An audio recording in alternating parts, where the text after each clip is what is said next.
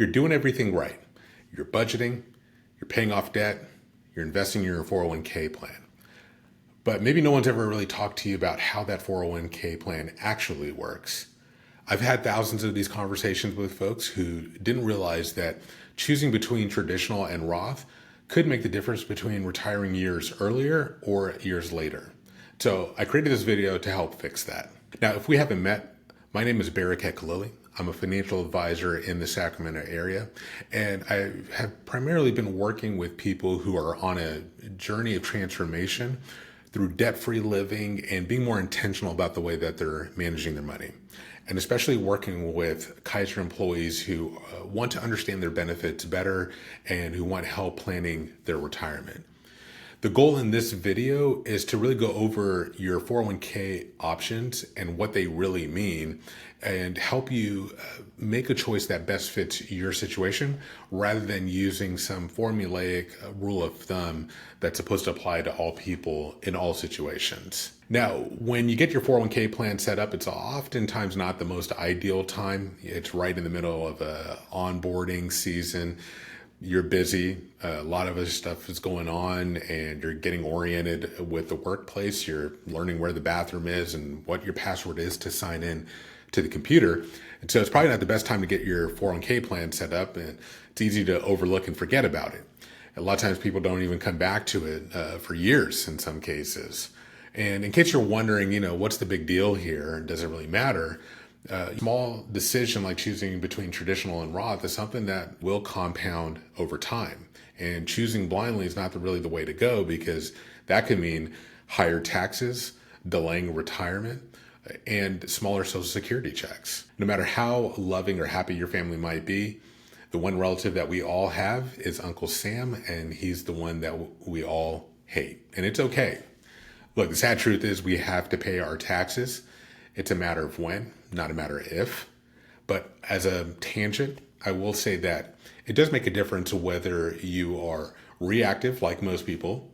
You only think about taxes in April when you're filing your return, when there's nothing that you can do about your tax bill, and you are doing that year after year, and you feel like you're getting killed on taxes. I wonder why.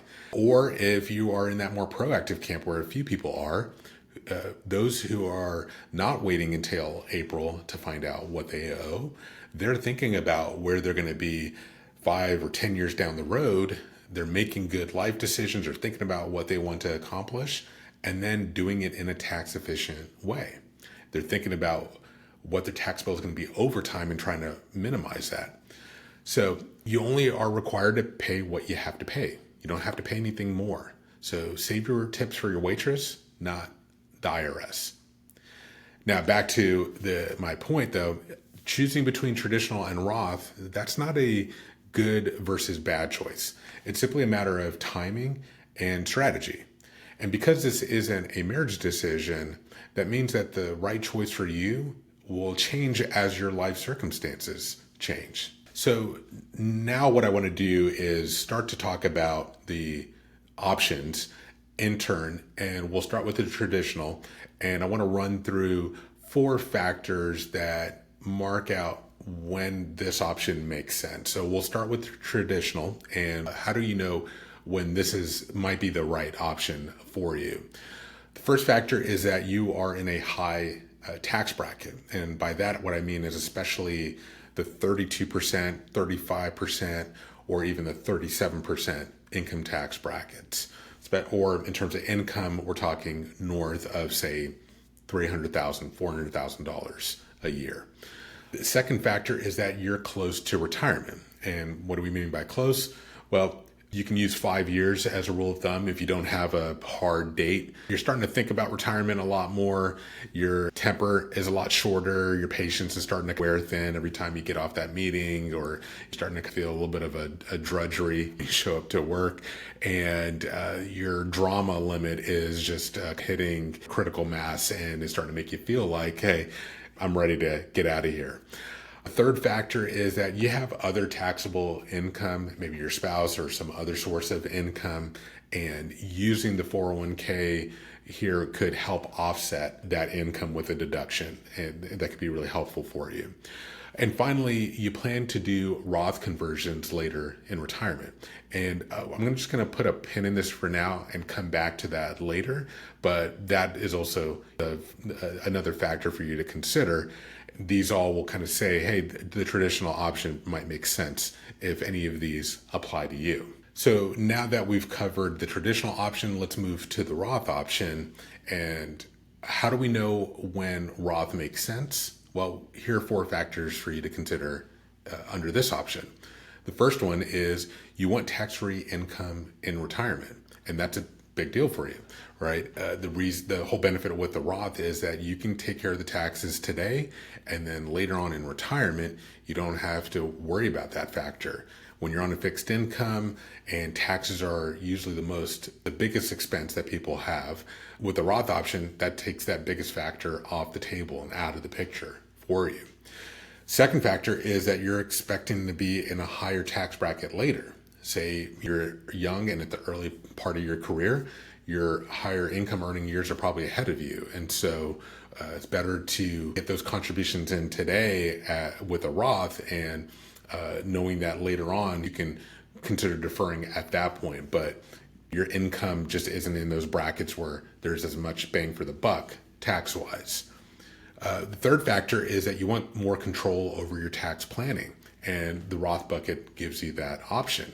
Because unlike with a traditional option, whether it's a 401k or an IRA, you do have this kind of ticking time bomb in there with that's called the RMD, the required minimum distribution, where the IRS is going to require you to start pulling money out of that in your 70s.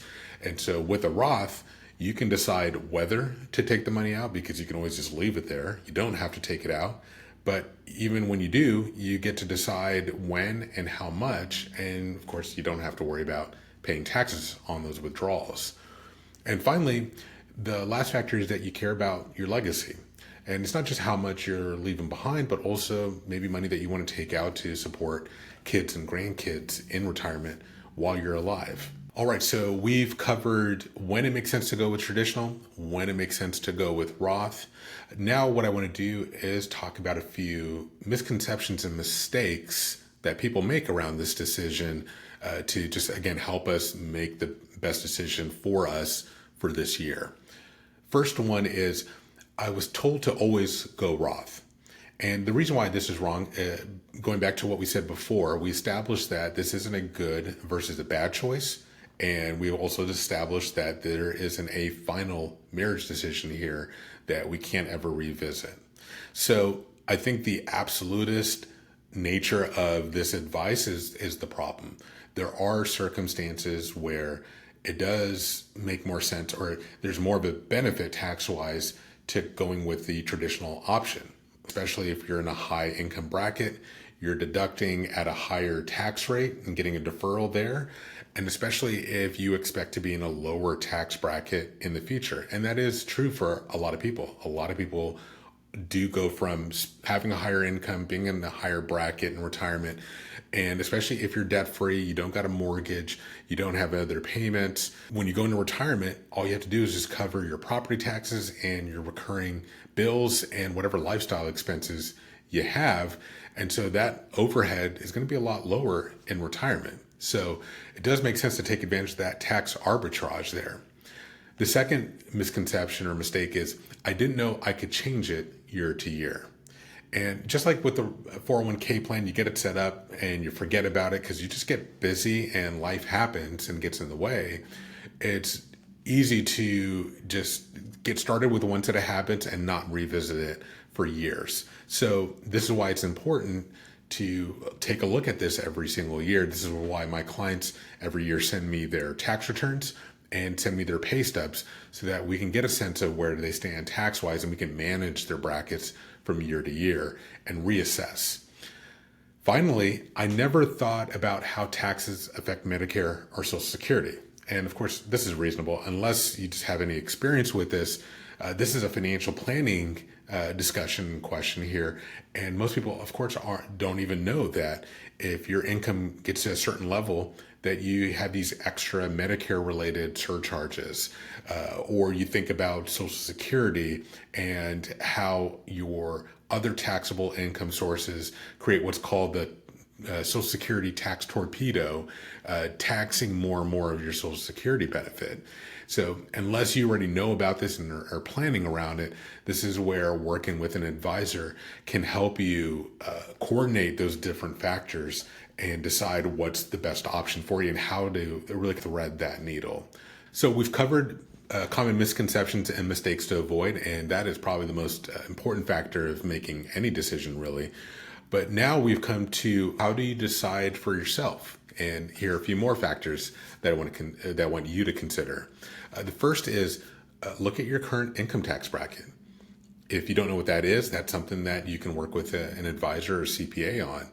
My clients, as I mentioned before, they send me their pay stubs. So when it's June, we can find out what that tax bill is going to look like in April in advance. And so we don't have to guess. We don't have to wait until the year's out to find out what that tax bracket is going to look like, especially if your income is fluctuating. And that really takes me to the second factor, which is think about your income trajectory, right? If you're in your 30s, your highest income earning years are going to be ahead of you, right? If you're in your 60s, you're probably already there.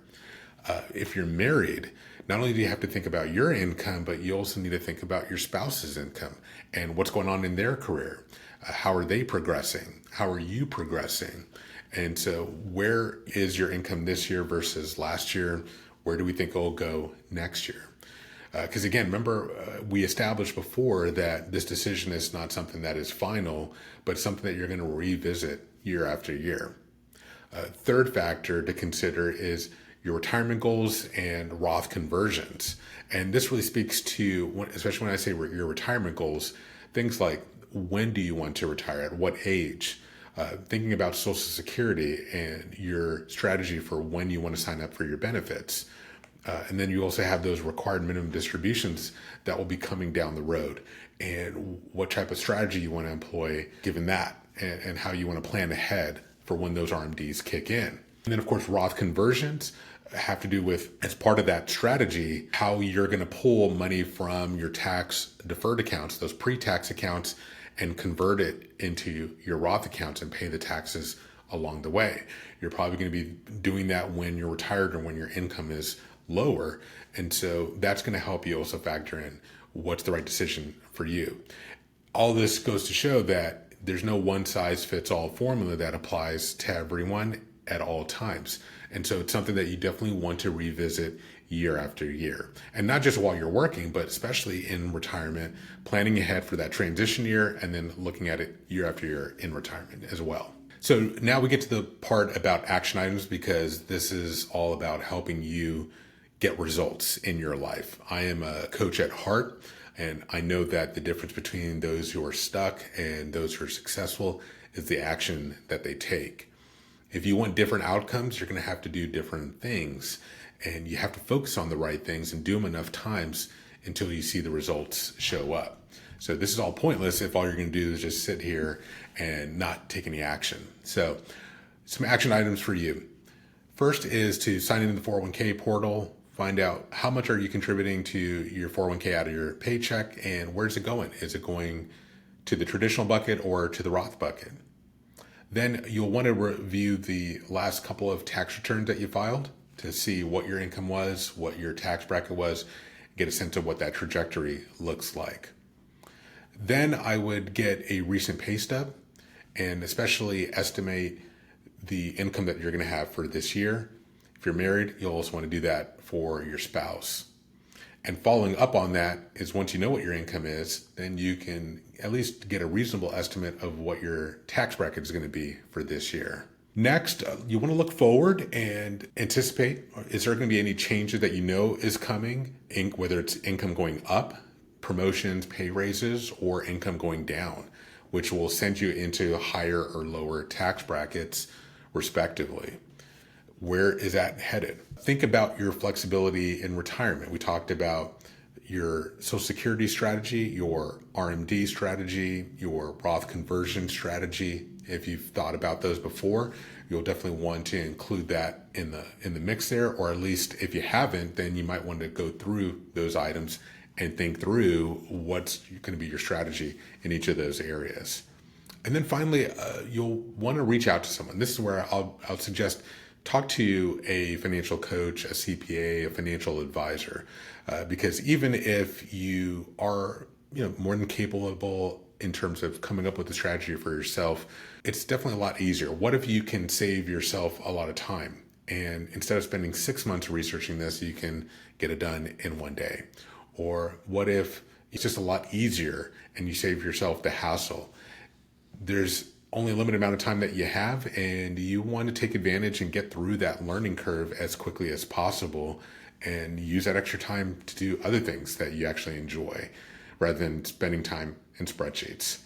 And finally, I'll leave you with one final question prompt for you to just reflect on, which is, if I had total control over when I pay taxes, how would I use that freedom to build a better retirement for myself? So you heard me mention a couple of times the importance of a couple other strategies that you need to coordinate with this decision to go with the traditional or the Roth option in your 401k.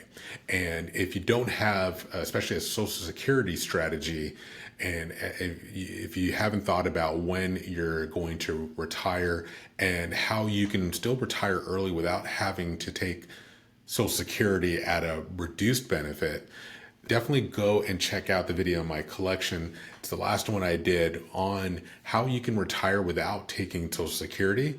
And you'll see that this decision, along with that strategy, is going to pair it very nicely and allow you to retire sooner, pay less in taxes, which means being able to spend more in retirement. So thanks again for your time and attention. I do welcome your questions and hope to hear from you. Feel free to use that link below, schedule a call with me, and let's chat about your questions. Thanks again.